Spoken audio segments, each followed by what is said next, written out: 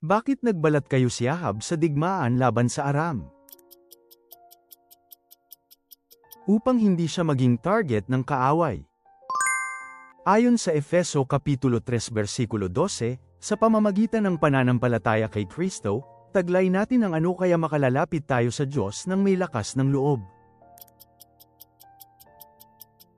Katapangan at katiyakan.